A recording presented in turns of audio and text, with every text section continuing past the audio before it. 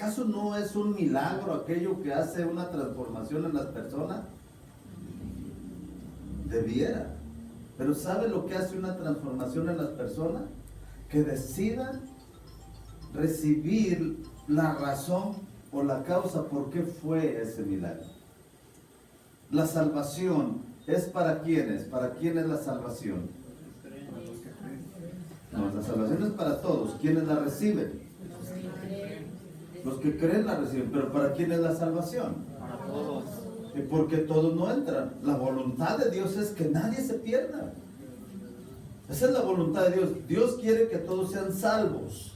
Dios anhela que toda persona sea salva, pero fíjense bien, los milagros, los prodigios, las maravillas no cambian a la persona, sino la decisión de la persona. Dios, si uno dijera, solo lo que Dios quiera voy a hacer, muchas de las cosas que hacemos tendrían que cambiar. Porque la voluntad de Dios, el anhelo de Dios es que seamos individuos prósperos, sanos, sabios, inteligentes. Esa es la voluntad de Dios. Dios disfruta que sus hijos sean prósperos. Él se hizo pobre para que en su pobreza fuésemos enriquecidos.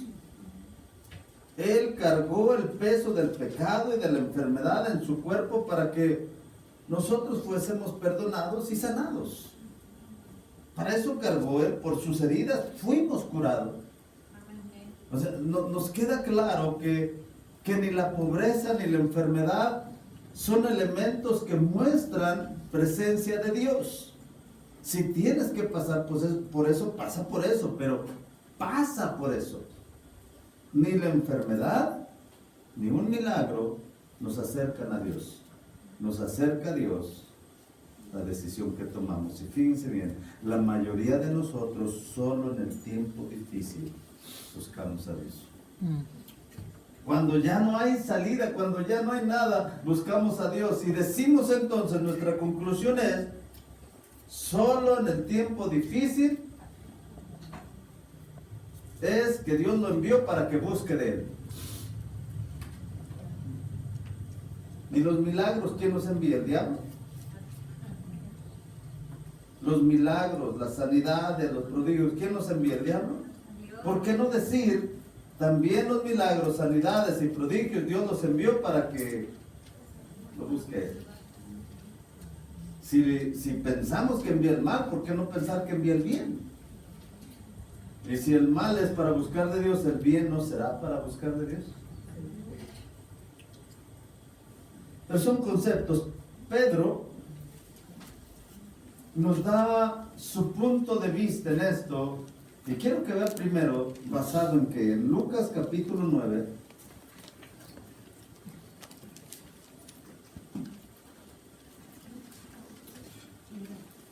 Jesús está diciendo ciertas revelaciones y los discípulos están asombrados. Lucas capítulo 9, desde el verso 28. Pero mientras llegan ahí, Jesús les está diciendo que el que se avergüence de Él y sus palabras, cuando venga el Hijo del Hombre, su gloria, su Padre, los santos ángeles, el que se avergüenza de Él y su palabra, también Él se va a avergonzar. Pero les da una revelación en el verso 27, dice, muchos de los que están aquí no van a morir hasta que. Verso 27 dice, pero verdad os digo que algunos de los que están aquí no probarán la muerte hasta que vean el reino de Dios. Vean el reino de Dios. Y en el verso que sigue, verso 28 dice, y como 8 días después de estas palabras, Jesús tomó con él a Pedro, a Juan, a Jacobo, y subió al monte a orar. Tomó a algunos que iban a ver algo espectacular. No fueron todos, pero tomó a algunos y les acaba de decir que algunos mirarían el reino de Dios. Mientras oraba, la apariencia de su rostro se hizo otra, y su ropa se hizo blanca y resplandeciente, y de repente dos hombres hablaban con él. Y dice el escritor Lucas, los cuales eran Moisés y Elías. ¿Cómo sabían que eran Moisés y Elías? Había imágenes, había en Facebook, en WhatsApp. ¿Cómo supieron? Por el Espíritu. Deben decir por revelación, ¿no? Ah, qué sabios son ustedes, muy bien. Por revelación, ¿por qué? Porque no había forma de distinguir. Son dos individuos barbones. Dos individuos que se presentan que, ¿cómo voy a saber? Aunque, en mi opinión, representaban los dos pactos. El pacto de la gracia y el pacto de la ley, aunque representaban los dos pactos, en mi opinión. Pero ellos supieron que eran Elías y Moisés. Si usted no conoce, no hay una imagen.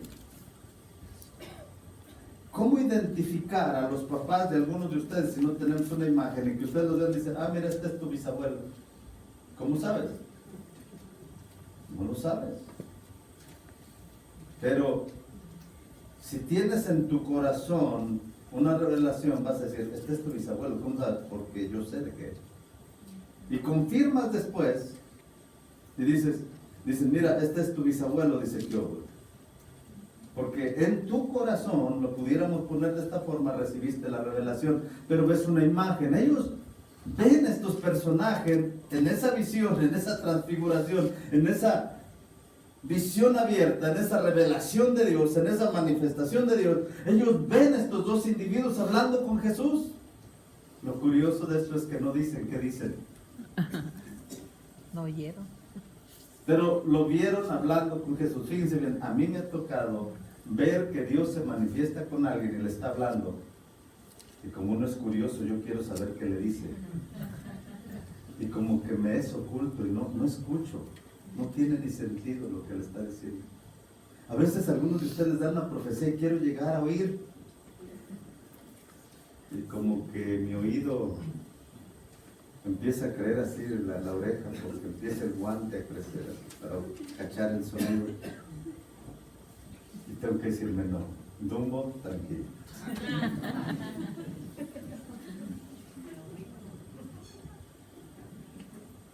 ¿Por qué no dice lo que le dijeron a Jesús? Hablaban con Jesús. Pero Pedro no nos habla de eso, ni Lucas tampoco aquí. No, pero recibe la revelación. Fíjense bien, el escritor es Lucas. Y es por revelación. Todos los relatos, acuérdense ustedes que todos los relatos los está poniendo y acomodando según la historia. Y Lucas era un historiador que va ordenando. Pero Lucas lo sabía porque investigó todas las cosas. No te alcanzo a escuchar. Lucas lo sabía porque investigó todas las cosas. Investigó. ¿Qué quiere decir eso? Estudió. Hubo testimonios. Por ejemplo, aquí tenemos dos personas que han tenido visiones del infierno y del castigo. Han tenido visiones de lo que pasa o lo que puede pasar. Y yo no tuve la visión de ellas, pero tengo la revelación de ellas. Y si yo escribiera de eso, diría, este suceso sucedió así. Pero investigué. De acuerdo a esta instrucción o revelación, pasó de esta manera. Entonces, analizó y escribe. Lucas pudo haber preguntado, ¿qué oyeron? ¿Qué dijeron? Pero, como sabemos que es un investigador, obviamente, esto es mi pensar, no le dijeron. Si no lo hubiera escrito. Si no lo hubiera escrito.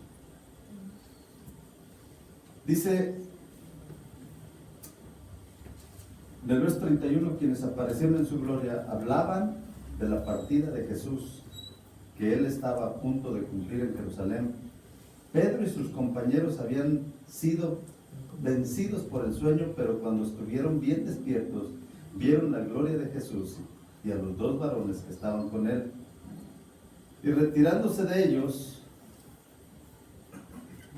retirándose ellos de él, Pedro dijo a Jesús, mientras, Maestro, es bueno quedarnos aquí, que hagamos 3 enramadas, una para ti, otra para Moisés, otra para Elías. Pero Pedro no sabía lo que decía. Entonces, mientras él decía esto, se formó una nube que los cubrió. Fíjense bien, está todo este suceso, toda esta manifestación, empiezan a verlo, el sueño les gana, están entre dormidos y despiertos. Pero Pedro dice, espérate, hagamos algo. Hagamos un lugar donde se pueda adorar este evento, es excepcional, es impresionante. Y ve que llega una nube, vamos a ponerlo como, en mi percepción, la nube es la gloria de Dios. Llega la gloria de Dios y los abraza. Una nube, un vapor, una brisa, algo que opaca todo tipo de visión, que empiezan a sentir, vamos a ponerlo, la gloria de Dios. Empiezan ellos a percibir esto. Mientras Pedro decía esto, se formó una nube que los cubrió y tuvieron temor. En esta traducción dice, al entrar en la nube. Y dice, y una voz salió de la nube que decía, este es mi hijo, mi escogido, oigan a él. Después de oír la voz, Jesús quedó solo. La voz está hablando, y mientras está hablando, están Elías, Moisés y la gloria de Dios ahí. Tremenda manifestación. ¿Qué se siente estar bajo eso? ¿Han estado ustedes en algo similar? La sensación es impresionante, pero fíjense bien, esa manifestación no cambia a nadie.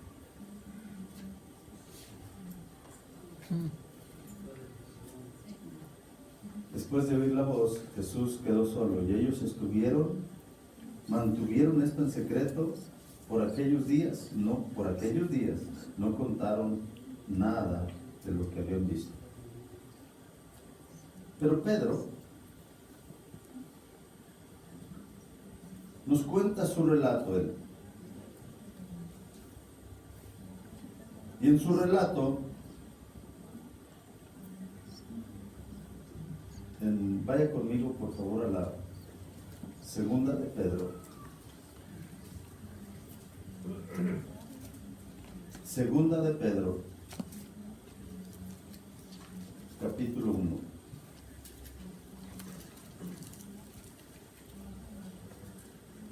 Verso 16.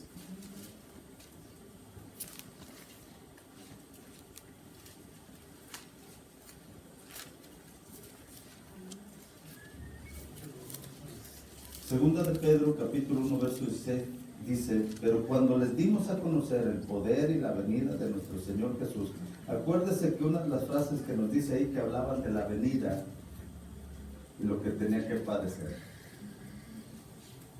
su partida de Jesús. Pero dice, verso 16, porque cuando les dimos a conocer el poder y la venida de nuestro Señor Jesús, no seguimos fábulas ingeniosamente inventadas, sino que fuimos testigos oculares de su majestad. Cuando él recibió honor y gloria del Padre, la majestuosa gloria le hizo esta declaración: este es mi Hijo amado, en quien tengo complacencia. Ya sabemos de dónde salió esta frase. Dice, nosotros mismos escuchamos esta declaración hecha desde el cielo cuando estábamos con él en el Monte Santo. Y en el verso 19, esto es donde mi mente trata de acomodar todo esto y no me queda muy claro, así que tenemos la palabra profética más segura. Tenemos la palabra profética más segura. Lo voy a poner como lo entiendo. Está diciendo que aquella manifestación gloriosa, impresionante, y que oyó la voz de Dios que descendió del cielo y escucharon lo que dijo esa voz, tenemos la palabra profética más segura. Y hay unas traducciones que se atreve a escribir, tenemos la palabra escrita más segura. Yo he estado bajo manifestaciones impresionantes de parte de Dios. He visto a personas que han recibido unas manifestaciones impresionantes de Dios y se sacuden y lloran. Y he visto a algunos cambiar y otros no. Las manifestaciones y los milagros, aunque son excelentes y son una gran bendición, no transforman a las personas. Y Pedro nos dice, les dimos a conocer la revelación que oímos, pero tenemos algo más seguro que la revelación que tuvimos, la palabra escrita. Y es así como que dice uno, no puede ser. ¿Qué puede superar el estar con el Mesías, con el Señor Jesús, y ver que llegan y le dan una palabra del más allá, individuos, con una palabra profética, instrucción del cielo, y que llega la gloria del Señor y cubre todo aquello y sale una voz que dice, este es mi Hijo amado en el cual tengo complacencia, a Él escúchenlo? ¿Qué puede ser más maravilloso que eso? Pedro dice la palabra escrita. Pero yo no aprecio así la palabra escrita. Yo no aprecio así la palabra profética. Yo no le doy ese valor. Entonces yo necesito también. Porque las manifestaciones, no digo ni quiero pensar ni dejar un pensamiento que estoy menospreciándolas. No las necesitamos, por favor, por piedad que sigan. Pero no podemos apoyarnos en ellas. Y esta es una de las razones que pienso yo, ¿por qué no? Porque mi forma de verlo va a cambiar.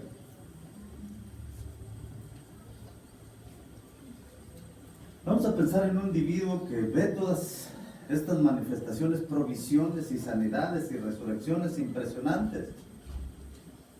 Pero su vida no cambió. Se llama Judas. Su vida no cambió. ¿Pero acaso no vio él milagros? De hecho, por ahí en Lucas, mismo Lucas nos dice que los 12 fueron y los 12 regresaron diciendo, aún los demonios se nos sujetan en tu nombre, Señor. Y que vieron sanidades, prodigios, y los 12, Judas también. ¿Lo cambió? ¿Lo transformó? No.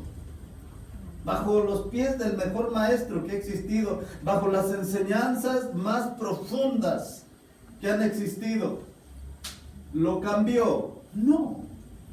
Manifestaciones, tuvo algunas manifestaciones impresionantes.